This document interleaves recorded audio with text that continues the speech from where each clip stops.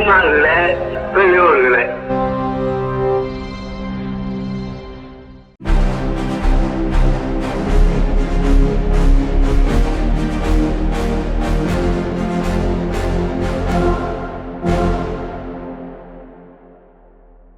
அனைவருக்கும் வணக்கம்.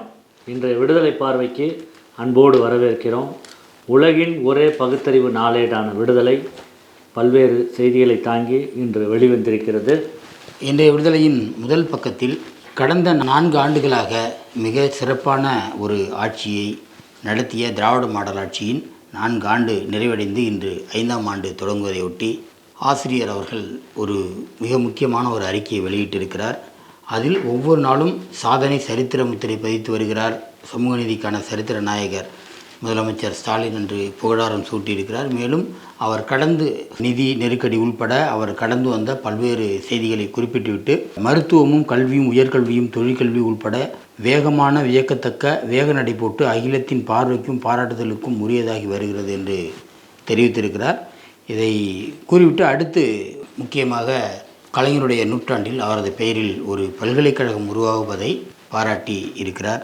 அதன் பிறகு அரசியலமைப்பு சட்டத்தின் அதிகார பங்களிப்பின்படி பல்கலைக்கழகங்களை தொடங்குவது, தேர்வுகளை நடத்துவது, அதனை கட்டுப்படுத்துவது ஆகியவை மாநில அரசுக்கு மட்டுமே உள்ள தனி உரிமை என்பதை அரசியலமைப்பு சட்டத்தின் 7வது அட்டவணையில் உள்ள அந்த மாநில பட்டியல் மற்றும் ஒன்றிய பட்டியலில் மாநில பட்டியலில் 32வது எண் வரிசையில் உள்ள அந்த விதியை எடுத்துக்காட்டி அதனை விளக்கியிருக்கிறார். ஒன்றிய அரசுக்கு அந்த எந்த உரிமையும் பல்கலைக்கழகங்கள் மீது கிடையாது என்பதை தெரிவித்து இதன்படி நீட் தேர்வு என்பதை அரசியலமைப்பு சட்டத்திற்கு விரோதமான நடவடிக்கை என்று தெரிவித்திருக்கிறார். அதன்படி நீட் தேர்வு முற்றிலும் ஒழிக்கப்பட வேண்டும் என்று அவரது அறிக்கையில் தெரிவித்திருக்கிறார். எச்சில் இலையில் படுத்து நேர்த்திக்கடன் செலுத்த விதித்த தடை நீட்டிக்கப்பட்டுள்ளது உச்சநீதிமன்றத்தில். கரூர் மாவட்டம் மண்மங்கலம் பகுதியைச் சேர்ந்த நவீன்குமார் என்பவர் ஒரு உயர்நீதிமன்றத்தில் ஒரு மனுவை தாக்கல் செய்திருக்கிறார். அதில் என்ன சொல்லியிருக்கிறார் என்றால், கரூர் மாவட்டம் நெரூர் சத்குரு சதாசிவ பிரேமானந்தர் சபை சார்பில் 18/5/2024 அன்று ஜீவசமாதி நாள் அனுசரிக்கப்படுவதையொட்டி அன்னதானம் மற்றும் அங்க பிரதட்சணம் நிகழ்ச்சி அனுமதிக்க வேண்டும் என்று கூறியிருந்தார். இந்த வழக்கை மதுரையில் விசாரித்த ஒரு தனி நீதிபதி பக்தர்கள் சாப்பிட்ட எச்சில் இலையில் அங்க பிரதட்சணம் செய்ய அனுமதி வழங்கி உத்தரவிட்டிருந்தார். அதன் பேரில் அந்த நிகழ்ச்சியும் திட்டமிட்டபடி நடந்திருந்தது. இதற்கிடையே தனி நீதிபதி பிறப்பித்த உத்தரவை எதிர்த்து கரூர் மாவட்ட ஆட்சியர் சார்பில் மேல்முறையீட்டு மனு மதுரை உயர்நீதிமன்றத்தில் தாக்கல் செய்யப்பட்டுள்ளது. இதேபோல திருவண்ணாமலையைச் சேர்ந்த அர்ச்சகர் அரங்கநாதன் என்பவரும் தனி நீதிபதி உத்தரவை எதிர்த்து ரத்து செய்ய வேண்டும் என கூறி மனு தாக்கல் செய்திருந்தார். இந்த வழக்கு அப்போதைய நீதிபதிகள் சுரேஷ்குமார், அருள்முருகன் ஆகியோர் வழக்கை விசாரித்து எச்சில் இலையில் அங்க பிரதட்சணம் செய்வதற்கு தடை விதித்து தீர்ப்பு அளித்திருந்தனர். இந்த தீர்ப்பை எதிர்த்து நெரூர் சத்குரு சத்சிவ பிரேமேத்திரர் சபை சார்பில் தாக்கல் செய்த மேல்முறையீட்டு மனு உச்சநீதிமன்றத்தில் வந்திருந்தது. உச்சநீதிமன்ற நீதிபதிகள் PS Narasimha, Joy Malaya Bagchi ஆகியோர் அடங்கிய அமர்வு விசாரித்தது. இருதரப்பு வாதங்களையும் பதிவு செய்து கொண்ட நீதிபதிகள் கரூர் மாவட்டம் நெரூரில் எச்சில் இலைகள் மீது உருளும் வழக்குக்கு விதிக்கப்பட்ட தடை உத்தரவை நீட்டித்ததுடன் மேல்முறையீட்டு மனுவுக்கு பதிலளிக்க தமிழ்நாடு அரசிற்கு உத்தரவிட்டுள்ளது. அடுத்து 8ஆம் பக்கத்தில் ஒரு முக்கியமான செய்தி.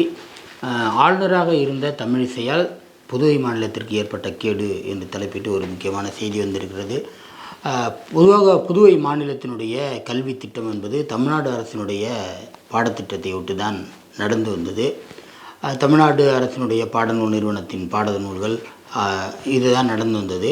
தமிழிசை அவர்கள் ஆளுநராக அங்கே இருக்கும்பொழுது அதனை NCERT பிரிவுக்கு, அதாவது CBSEக்கு மாற்றுவது, NCERT சிலபஸின்படி நடத்தும்படி CBSEக்கு மாற்றுவதற்கான ஒரு முயற்சியை மேற்கொண்டார். அதற்கு கடும் எதிர்ப்பு தெரிவித்தார்கள். அதையெல்லாம் கடந்து அவருக்கு இருந்த அதிகாரத்தை பயன்படுத்தி கொண்டு இதைவிட பெரிய பதவி வர வேண்டும் என்ற எண்ணத்தாலோ என்னவோ பிடிவாதமாக இருந்து CBSE பிரிவுக்கு மாற்றினார். இன்றைக்கு அது ஒரு மிகப்பெரிய பிரச்சனையாக அந்த மக்களுக்கு வந்திருக்கிறது.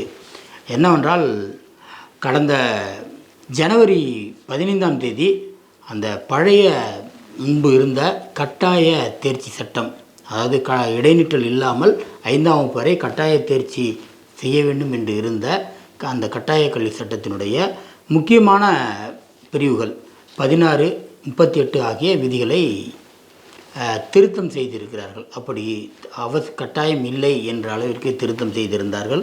அப்பொழுதிருந்தே இது விவாதத்திற்கு வந்தது. தற்பொழுது பொதுத் தேர்வு, அதாவது 3ஆம் வகுப்பு, 5ஆம் வகுப்பு, 8ஆம் வகுப்புக்கு பொதுத் தேர்வு நடத்தப்படும் என்று அறிவித்து, அதன்படி அதில் சரியான மதிப்பெண் பெறாவிட்டால் கட்டாய தேர்ச்சி இல்லை, அவர்கள் ஃபெயிலாக்கப்படுவார்கள், தேர்ச்சியற்றவர்களாக அறிவிக்கப்படுவார்கள் என்று பெற்றோரிடம் கையெழுத்து வாங்கி கொண்டிருக்கிறார்கள். இதன் மூலம் ஒரு 5ஆம் வகுப்பு படிக்கின்ற மாணவன் தொடர்ச்சியாக அவனுடைய பயணம் கல்வி பயணம் போயிட்டே இருந்தால் ஒரு கட்டத்தில் அவனுக்கு ஒரு புரிதல் ஏற்படும். இதில் இவ்வாறு தேர்வு வைப்பதன் மூலம் பலர் இந்த கல்வி திட்டத்திலிருந்து வெளியேற்றப்படுவார்கள் என்று அஞ்சுகிறார்கள். இதைத்தான் தொடர்ச்சியாக இந்த ஒன்றிய அரசு விரும்புகிறது. ஒரு குறிப்பிட்ட பிரிவு, அதாவது பகுதி விகித மக்களை இந்த கல்வி திட்டத்திலிருந்து வெளியேற்றுவது அவரது நோக்கமாக இருக்கிறது. அந்த செய்தி தான் 8ஆம் பக்கத்தில் வெளிவந்திருக்கிறது. தமிழ்நாடு அரசு கவனத்திற்கு என்று ஒரு பெட்டி செய்தி வந்திருக்கிறது. தஞ்சாவூர் மாவட்டம் பேராவூரணி முதல்நிலை பேரூராட்சி முதன்மை சாலையில் மக்கள் அதிகமாக கூடும் போக்குவரத்திற்கு நெருக்கடியான இடத்தில் திடீரென நெடுஞ்சாலைத்துறையின் சாலையை ஆக்கிரமிப்பு செய்து கோவில் கட்டப்பட்டுள்ளது. கடந்த 2 மாதத்திற்கு முன்பு கோவில் கட்டுமான ஆரம்ப நிலையில் அனைத்து அரசியல் கட்சிகளும் பொதுநல அமைப்புகளும் சேர்ந்து நெடுஞ்சாலைத்துறையினருக்கு மனு கொடுத்து கோவில் கட்டுமான பணியினை நிறுத்தப்பட்டிருந்த நிலையில் கடந்த 1ஆம் தேதி இரவு திடீரென கோயில் கட்டப்பட்டுள்ளது. எதிர்காலத்தில் மிகவும் நெருக்கடியான நிலையை ஏற்படுத்துவதற்கு முன்பு இந்த கோவில் அகற்றப்படுமா என்று தமிழ்நாடு அரசிற்கு கவனத்திற்கு இந்த செய்தி கொண்டு வந்திருக்கப்பட்டிருக்கிறது. மேலும் சில செய்திகளை ஒரு செய்திகளாக பார்க்கலாம். விடியல் பயணம் இதுவரை 132 கோடியே 91 லட்சம் முறை மகளிர் பயணம் செய்திருக்கிறார்கள் என்று போக்குவரத்து கழகம் அறிவித்துள்ளது. தமிழ்நாடு வணிக நிறுவனங்கள் 24 மணி நேரம் இயங்க அனுமதி நீட்டிக்கப்படும். மேலும் கடைகளுக்கு தமிழில் பெயர் சூட்ட வேண்டும் என்று முதலமைச்சர் மு.க. ஸ்டாலின் அவர்கள் வேண்டுகோள் விடுத்துள்ளார்.